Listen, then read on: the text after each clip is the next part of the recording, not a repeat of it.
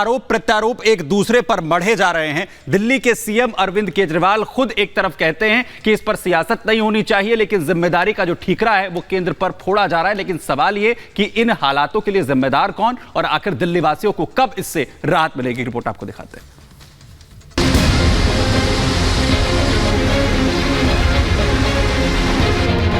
हरियाणा में हथिनी कुंड बराज है जो खोलने से ये सारा पानी आता है। जबरन जानबूझ के दिल्ली को बाढ़ में झोंका गया है। दिल्ली के लोगों के खिलाफ एक षड्यंत्र के तहत दिल्ली को बाढ़ में झोंकने की पूरी कोशिश कर रही है।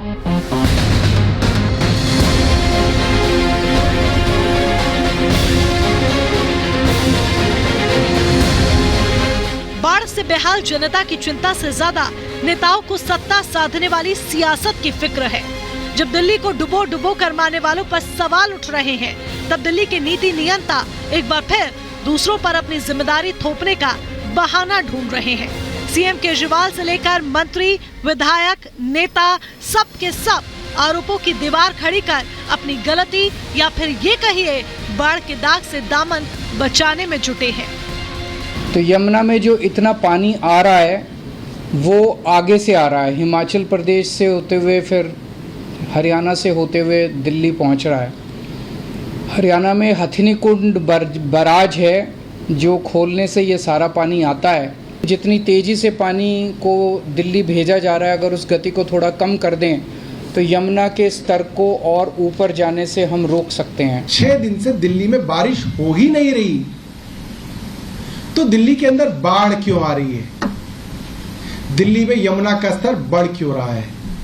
और इसका जवाब है भारतीय जनता पार्टी द्वारा शासित केंद्र और हरियाणा की सरकार दिल्ली के लोगों के खिलाफ एक षड्यंत्र के तहत, एक कॉन्स्पिरेसी के तहत दिल्ली को बाढ़ में झोंकने की पूरी कोशिश कर रही है। हथनी कुंड बैराज, एक पानी दिल्ली की यमुना में आता है, एक पानी उत्तर प्रदेश के रास्ते जाता है, एक पानी कैनाल के रास्ते हरियाणा की तरफ जाता है। तो तीनों रास्तों में अगर बराबर की आप पानी छोड़ते तो दिल्ली भी सुरक्षित रहता, हरियाणा भी सुरक्षित रहता और उत्तर प्रदेश का इलाका भी सुरक्षित रहता। 9 तारीख से लगातार हरियाणा और उत्तर प्रदेश के तरफ जाने वाले पानी को रोक दिया गया और पूरा का पूरा पानी दिल्ली की तरफ छोड़ा गया। त्रासदी पर बयानबाजी बाढ़ के बाद की शाब्दिक सियासी गाथा है जो नेताओं की जुबान से बह रही है, जिसमें बेहिसाब दुर्गंध है, जिसकी तीव्रता जल प्रलय से भी कहीं ज्यादा है, जिसके प्रवाह में मर्यादा के बांध ध्वस्त होते जा रहे हैं, जिसमें दिल्ली की परवाह अटकती जा रही है, दिल्ली वालों की फिक्र भटकती जा रही है।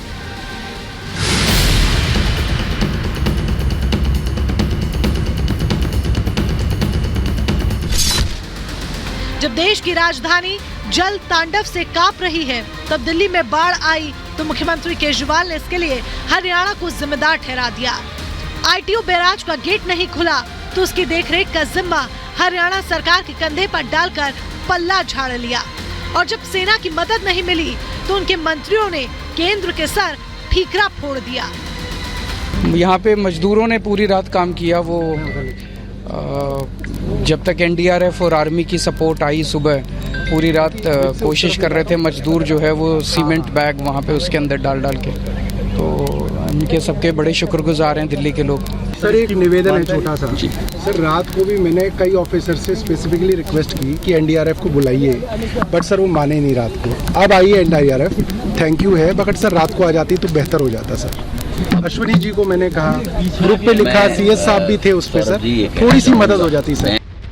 दिल्ली में संकट कोई पहली बार नहीं है, और पहली बार नहीं है दिल्ली के भाग्य विधाताओं का अपनी जिम्मेदारी से पल्ला झाड़ना।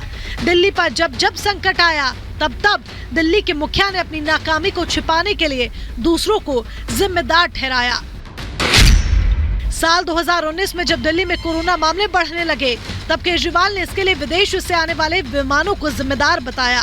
केजरीवाल ने कहा, विदेश से आने वाले अधिकतर विमान दिल्ली आते हैं, इसलिए दिल्ली में कोरोना के मामले बढ़ रहे हैं। इतना ही नहीं, जब मरीजों को अस्पताल में बेड नहीं मिले तो उसके लिए भी केजरीवाल ने केंद्र के सर पर ठीकरा फोड़ दिया और केंद्र से मदद की गुहार लगाई। वैक्सीन की कमी के लिए मोदी सरकार को जिम्मेदार ठहराया। जब दिल्ली में मरीजों पर ऑक्सीजन का संकट गहराया तो केजरीवाल ने इसके लिए भी केंद्र की मोदी सरकार की नीति पर सवाल उठाया। दिल्ली वालों के दिल पर राज करने का दावा करने वाले अरविंद केजरीवाल संकट की घड़ी में हर बार जनता का साथ छोड़ते नजर आए। देश के साथ साथ जब दिल्ली के पावर प्लांट में कोयले की कमी हुई तो इसमें भी केजरीवाल भागते नजर आए और स्थिति गंभीर बताते हुए केंद्र सरकार को संकट का जिम्मेदार बताया। जब दिल्ली में एक दिन का कोयला बचा और दिल्ली अंधेरे में डूबने वाली थी तो केजरीवाल ने अपने हाथ खड़े कर केंद्र पर आंख मूंद लेने का आरोप लगाया।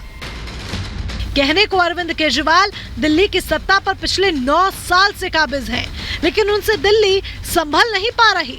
जब जब दिल्ली पर संकटान खड़ा हुआ है, केजरीवाल ने अपने हाथ खड़े कर गेंद केंद्र के पाले में फेंक दी और एक बार फिर बाढ़ में डूब रहे दिल्ली वासियों को केजरीवाल ने बेसहारा छोड़ दिया है, जिसका खामियाजा उनको दिल्ली वासियों के गुस्से के रूप में झेलना पड़ रहा है।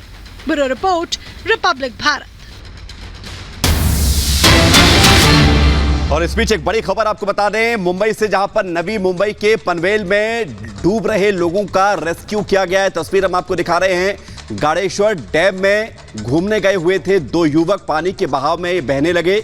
युवक बारिश से डैम में अचानक से पानी बढ़ गया और इससे पहले कि कुछ अनहोनी होती, इन डूबते हुए लोगों का रेस्क्यू किया गया। आप देख रहे हैं वहां पर पुलिस के जवान नजर आ रहे हैं। नवी मुंबई में 2 युवकों का रेस्क्यू किया गया है।